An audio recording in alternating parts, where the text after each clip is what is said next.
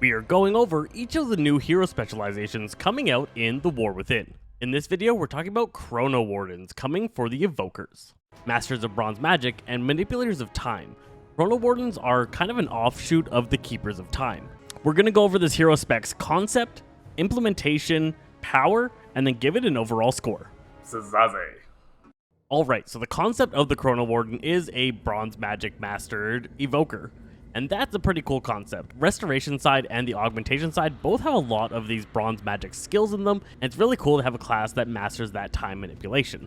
Time mages are a huge archetype, and I really think this is a fitting hero specialization that players are interested in. I'm going to give this a 4.5 out of 5, and that's mostly because they called it Chronowarden, and I can't really think of any Chronowardens that I want to be, where they could have called this a Keeper of Time, and it would have made so much more sense to me.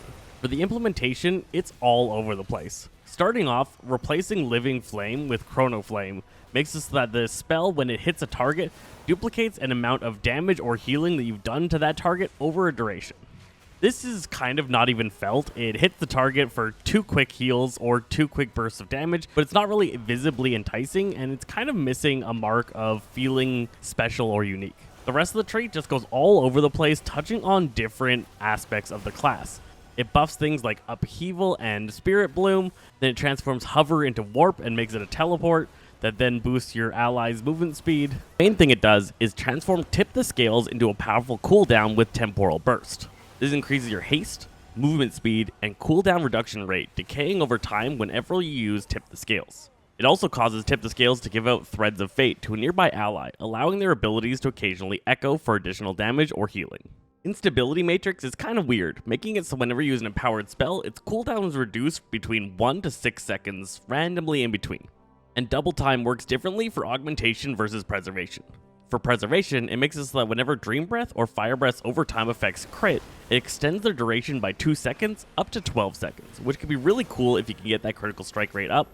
And for augmentation, it causes Ebon Might and Prescience to have a chance to critically strike, causing it so that their effects are increased by 50%.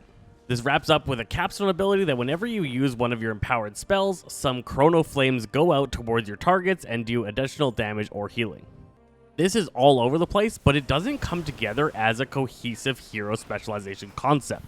Unlike other classes where all of the talents kind of make you push and feel in a certain way, these are all extremely passive, small increases to existing spells with no cohesive structure around them, and I think this means that this absolutely fails the implementation of this hero specialization. There's a couple of little cool things, so I'm going to give it about a 1.5 stars here on implementation, but I would say it didn't give me what I was looking for if I wanted to be a time mage. It didn't give me anything cool.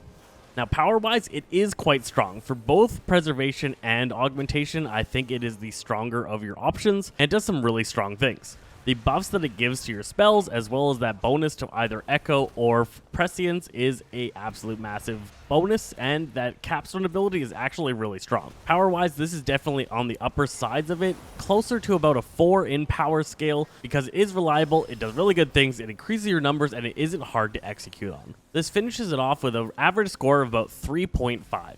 This was a hero specialization with a lot of potential, and I think it didn't quite hit its potential in the actual implementation, and that's, again, where all of these points are lost. What I would do differently is that I would have created a new spell called a Time Rift, which would create a little time zone on the ground, and players nearby the time zone would get a benefit from it from something like minorly increase the duration of overtime effects applied to the target, or something like that that feels very time-based. You could have a lot of the same effects that you have in this tree come from that Time Rift, where it has it when it opens up, it sends out those Chrono Flames, or players nearby get those Threads of Fate. There's a lot of opportunities to have used something that was more visibly appealing and made you feel more like a time mage than having all of these subtle little buffs that don't really interconnect. That's my thoughts on the Chronowarden. Let me know what you think of it in the comments below.